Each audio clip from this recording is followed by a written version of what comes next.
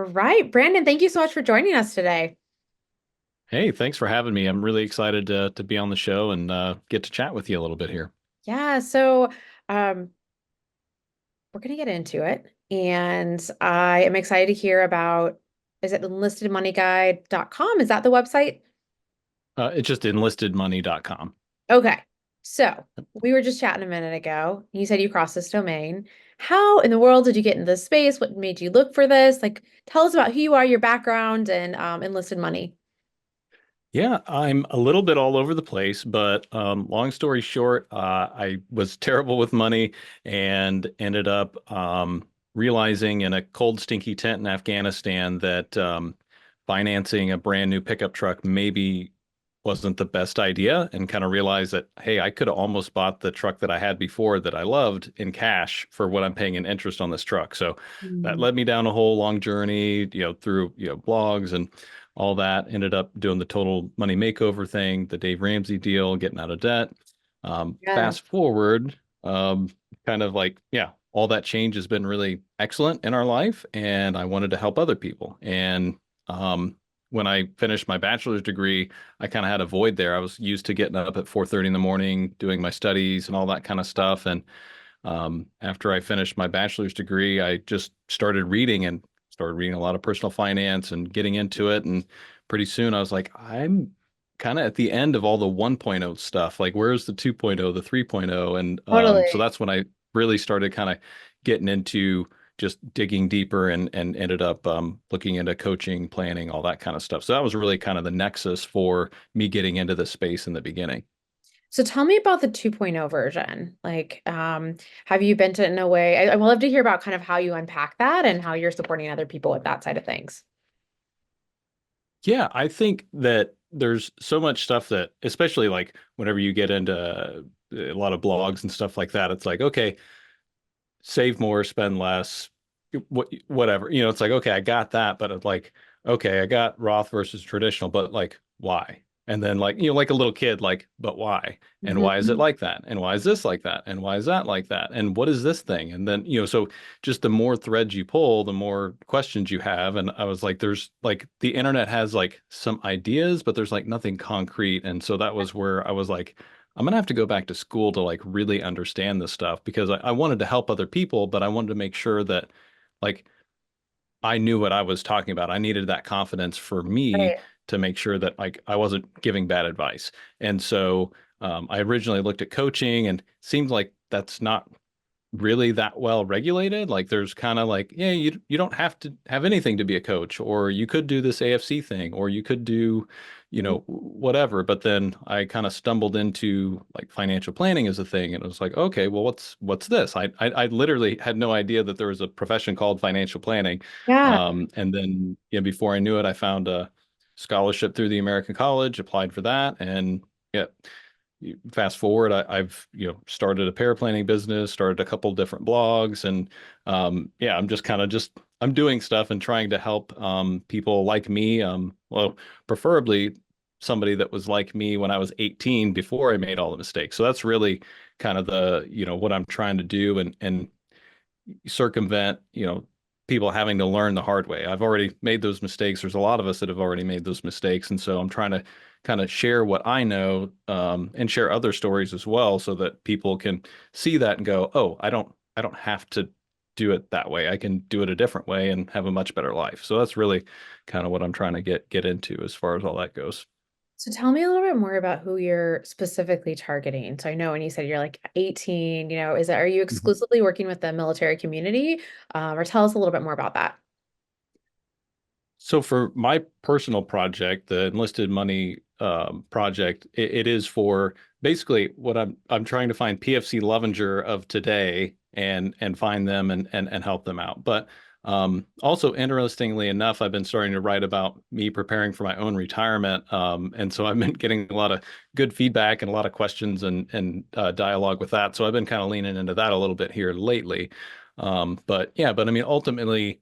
I'm trying to get that information out so that literally if I could find somebody that's coming into the military and like here's the information you need, do this, don't do that, and you'll never have to worry about money. And that's really kind of what I'm trying to do. Even, wrote the first draft for my book this summer, so hopefully Oh, I'll that's awesome. get that going too. So, Wow, um, congrats. That's a huge undertaking. Um, yeah. any like sneak peeks you want to share or any yeah. Yeah, I mean the working title at least is called Enlist to Wealth, the enlisted service member's guide to avoiding money mistakes and living a better life, I think is what I forget the subtitle now. Yeah, anyway, I kind of finished it in June, and then I just said, hey, I'm gonna set it aside and I'm gonna come back to this with fresh eyes, later on. And plus I'm kind of a busy season. I'm still on active duty, and so I'm doing all this stuff in the margins before work, over lunch, at night. And so yeah, so I kind of got to pace myself a little bit. Yeah, that's totally fair. Well, it's kind of nice that you're still in the thick of it because you're also hearing, I'm sure, having conversations and things that are coming up. So you definitely have like your Mhm. ear to the ground with all of that. But early congrats on the Mhm. book. Do you have a timeline for launch? I don't.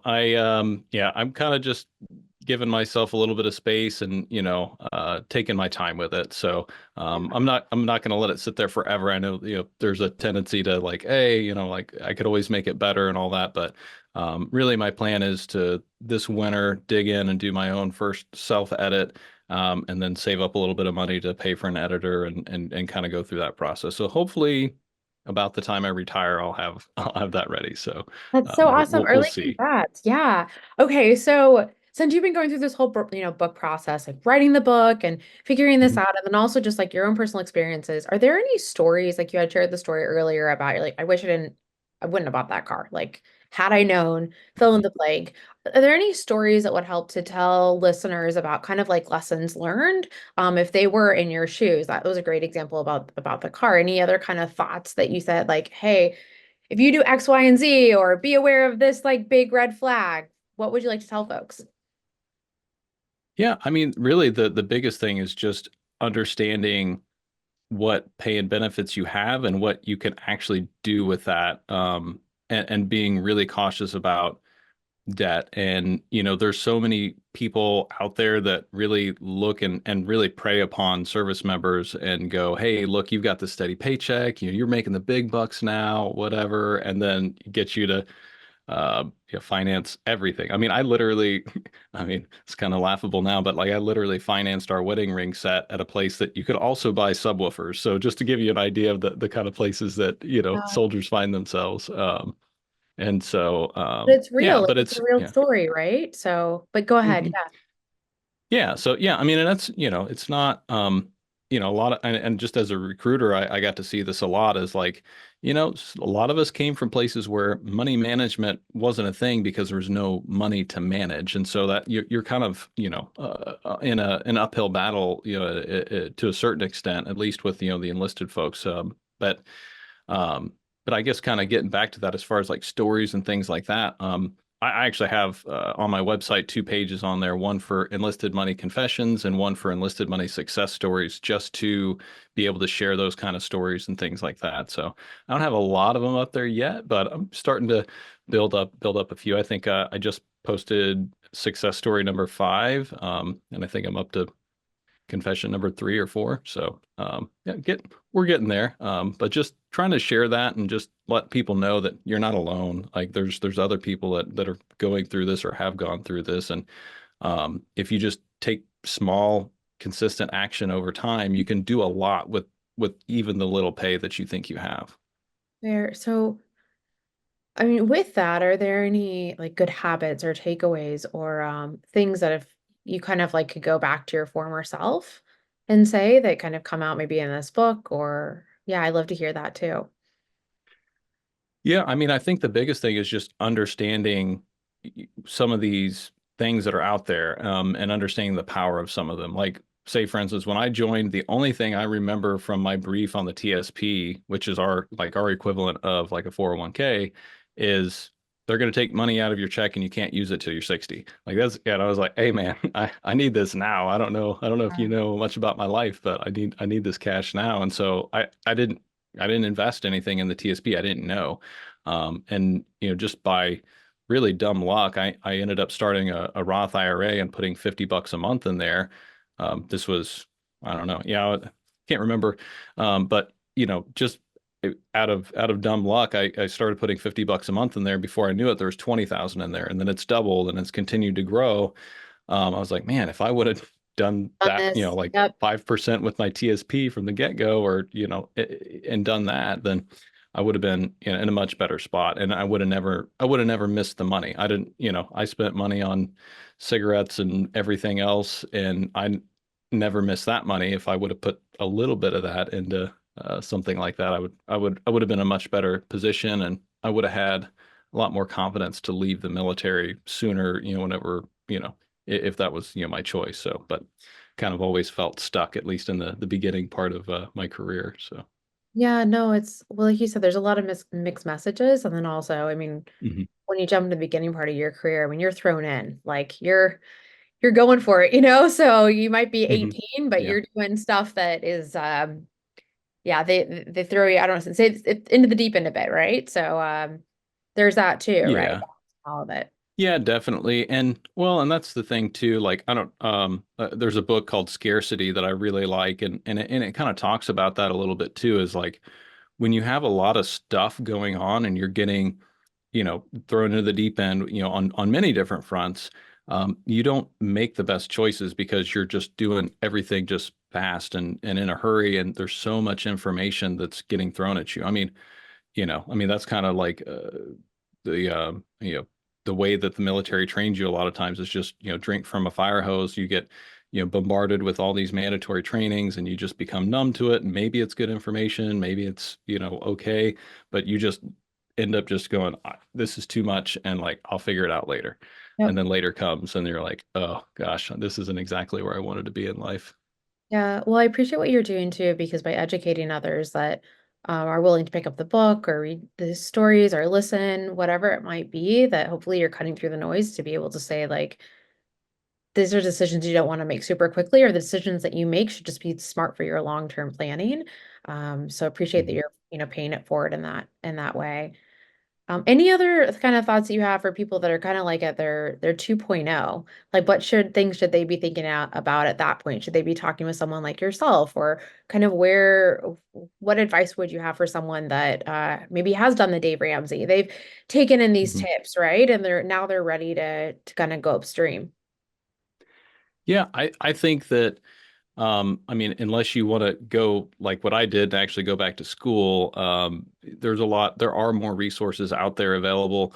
The Military Financial Advisors Association is definitely one of them that's growing. I've got the MQFP designation, the Military Qualified Financial Planner designation. So there's some grassroots efforts to create some of those next level military specific places that you can go and you can turn to and get advice. And there are some advice only options if you want to do that.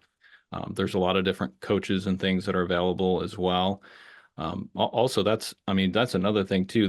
There is a lot of folks that just don't know that they have some of these resources available, as far as like having a personal financial counselor that they can go to on post, and they can pick their brain. I mean, that's literally their whole job, is to answer questions, help you with a budget, talk you through the TSP, talk you through home buying, credit building, all those kinds of things. Um, but yeah, I mean, I think just knowing that, I mean, getting the basics right is the first thing. But then, once you have a little bit of, I kind of call it like you can't make a great model if you don't have a lot of Play-Doh. But once you have a little bit of Play-Doh built up and you can start making some cool stuff, then it's helpful to have somebody that's been there before and like, okay, hey, yeah, you might want to build this framework first before you just start piling stuff over here and making a mess. So Yeah, that's that's kind of the way I think about it. Yeah, that's fair. I think sometimes that there are so many resources for military personnel that it can also be overwhelming. And I often see too, if there's like somebody that that's kind of been through this or you can lean on, maybe they can just help connect that dot with the right resource to go to or what have you. Um, hmm yeah, that's no, that's Really good tips. And then any other kind of thoughts for folks that are listening that might want to, maybe they have a target market of working with the military and supporting with, them with making sure that they're making smart, money decisions. So any thoughts about how to reach that audience or things about, kind of how they communicate and talk with that demographic? Yeah, as far as like financial professionals that want to serve the military community or think they might want to serve the military community, I would definitely first like say, hey, get yourself out to MilMoneyCon at some point. I'm a huge fan. A lot of wonderful people out there, but there's a lot of different spots and things like that that you can find some other like-minded individuals. Like there's like the Choose FI military Facebook group, things like that. Like there are some folks out there that are good people. Yeah, I just gotta, be cautious of, there are folks that, they want to try and get you to replace all of your benefits with a particular policy of sorts, and things like that. So there's a lot of people would rather have money to put into a product as opposed to letting you use your benefits. So people got to be cognizant of that, I guess. But yeah, if you're looking to get into this, I think that it is really rewarding, and the military personal finance community is fairly small, but the the nicest and most welcoming group of people that I've ever come across. I absolutely love this community. It's really awesome. Ugh, so awesome. I really love hearing that. And thank you also just amongst all the things you're doing between writing a book, full-time, like active duty, and all the other pieces, you're running a website, all the things you have going on, just for taking the time to be able to share a little bit more behind the scenes of what you're doing to pay it forward. That's not easy to be able to Mhm. squeeze that in, as you were saying earlier, in between everything that's going on. So we appreciate you sharing some insights today. Yeah, absolutely. Yeah, no, I appreciate it. I love talking about this kind of stuff, and yeah, if it can help somebody out, then it's definitely worth a few minutes of my time. Well, thank you. And I'll just say, like, go Chiefs there. So got to shout out to your background as There, well. So yeah, love there you it. go. Yeah. Awesome. Well, thanks again. Have a great rest of your day. All right. Yep. You too. Thanks.